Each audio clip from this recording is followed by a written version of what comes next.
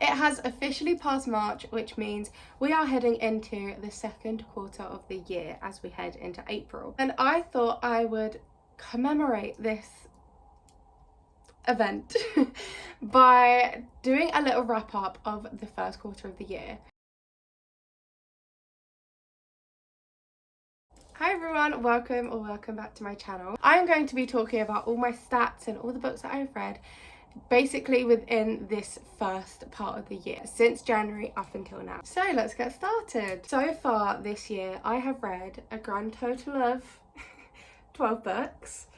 Now I thought I would be reading a little bit more than this so far because I had like a bit of a reading slump in March and I had like basically loads of work to do for uni, so I didn't read many at all. Many meaning one. I read one book in March, but I started the year so strong. I started with 7 books, so I thought it was going to be like I was going to trailblaze my way through the year, but I don't think that's happened.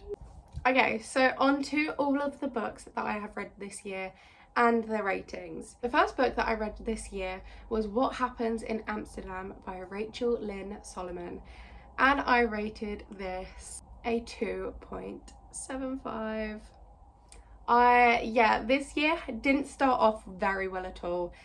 Didn't like this book at all, really. The next book I read was The Orange by Wendy Cope, which is a poetry book, and I rated this a 4.25.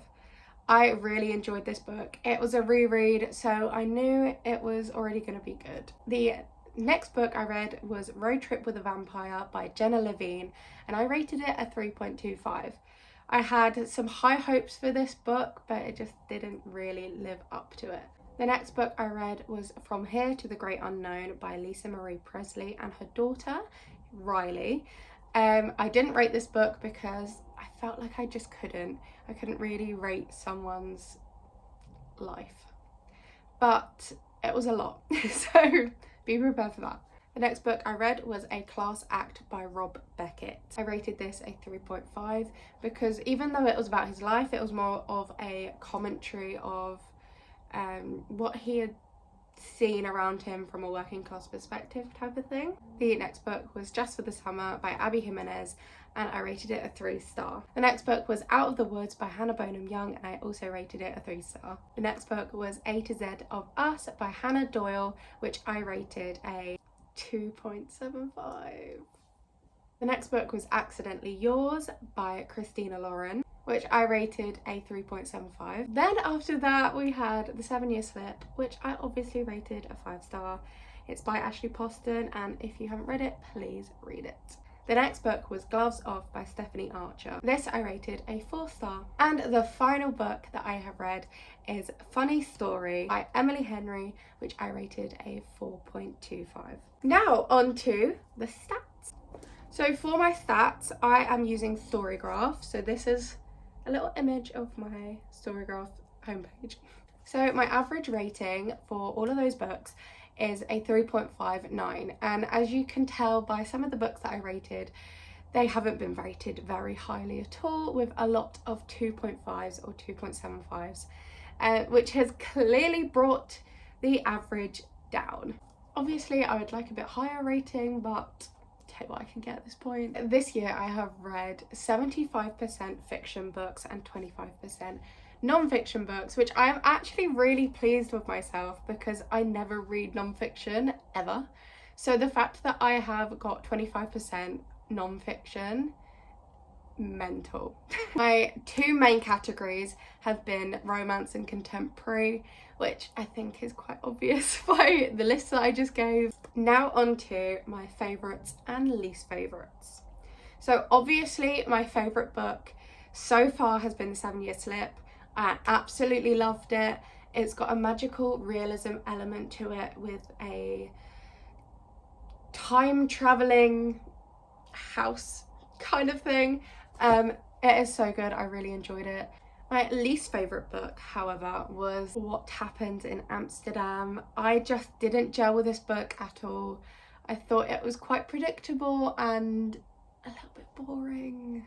Sorry. My biggest disappointment of the year so far was Just for the Summer by Abby Jimenez. I had a lot of high hopes going into this book, and I think probably half of the blame is me, because I don't think I was in a good place to read it, because it is quite heavy. So yeah, I was a little bit disappointed with that one. The genres that I don't normally read is obviously memoirs, and I am actually quite shocked that I've even read them, because I just never read them at all. But I'm happy that I've got a bit more non-fiction into my reading case. And the most surprising book was actually Gloves Off, because it was a book club pick for me, and going into it I thought I was going to hate it, and I actually rated it somewhat highly. Like, I really enjoyed it. There were some elements of the book that I wasn't too keen on, but for the majority of it I was really impressed. I don't normally like the fake dating type of trope, and that is most of the plot of this book, but I was actually really surprised. So from my reading case so far, I've kind of noticed that I actually like magical realism a lot more than I thought, because I kind of thought I was gonna rate the 7 Year Slip quite highly, but it really just confirmed it, and I'm on a magical realism kick. I want to read some more. So if you've got any recommendations, please leave them in the comments, because I really want to read some more. And I actually realised that maybe I don't mind fake dating as much as I thought, because I have read both Funny Story and Gloves Off, which I have both rated very highly, and that's got loads of fake dating in it. So maybe it's just been the books that I've been reading with the fake dating that I haven't liked so much. One takeaway from the books that I have read is I am really bored of like a really predictable romance, because I was getting to a point in my reading journal, I made notes of being like hating really predictable plots, and I think that was what Happens in Amsterdam had, and I was just really getting sick of it. So my goals for the next quarter of the year. So far, I have completed 3 books out of 26, out of my 26 to read in 2026.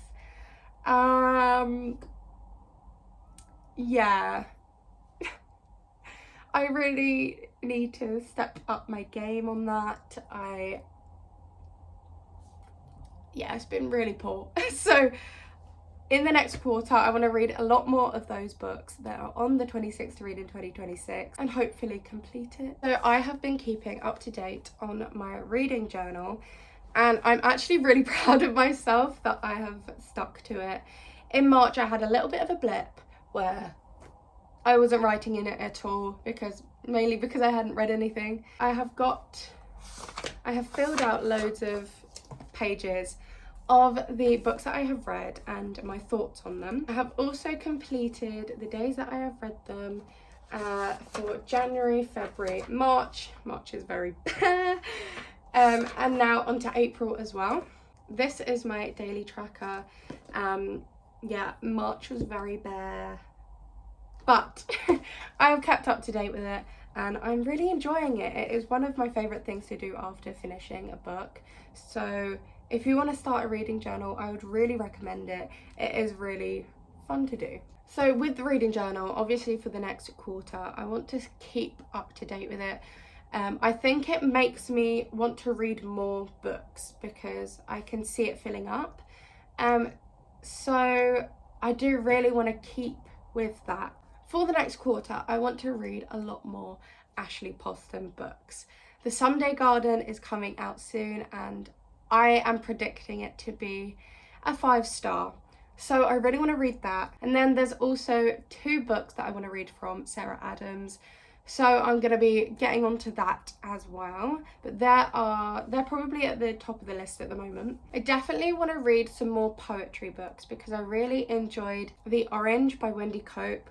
And I really want to get into poetry a little bit more because it is a really easy thing to read, and I don't know, it just feels so different to reading fiction and like stories. So that is my little update of how my reading's been going so far. Let me know in the comments how many books you have read so far this year, and if you've had any 5-star. I love to see people's 5-star reads because it might prompt me to read them, because if other people have liked them, then I probably will as well.